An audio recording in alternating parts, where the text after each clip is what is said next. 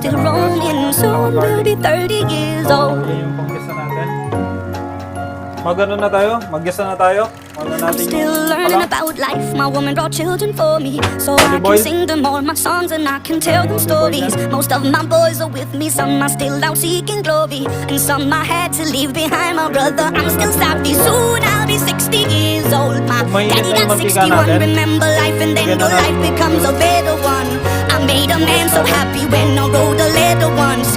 I hope my children come and visit once or twice a month. Soon I'll be 60 years old. Will I think the world is cold? Or will I have a lot of children who can warm me?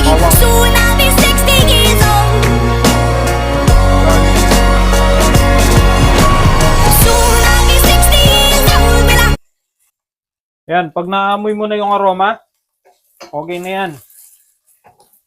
Lagay na natin tong ginger at saka lemongrass. Gisahin lang natin ng konti yan. Ito, naamoy ko na yung aroma. So, okay na ako dito. Lalagay na natin yung manok.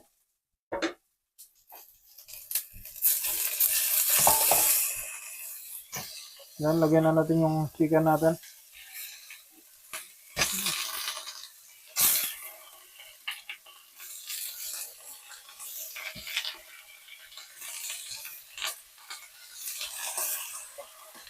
Ang bango. Ang bango na ng amoy. Hinahangan kong konti yung kalang. Yan, na natin konti yung kalang. Para slow cook. Hindi siya masunog. Kasi yung aroma ng mga natin, sangkap, yung lemongrass, ginger, onion, at saka garlic. Para mapunta sa manok. After nun, yun, takpan natin. Tinakpan ko. Para mas low cook siya. Ayan, after a couple of minutes, check na natin. Ito na, lumabas na yung sabaw ng manok, so pwede na natin itong baligtarin. Maamoy mo naman yung aroma,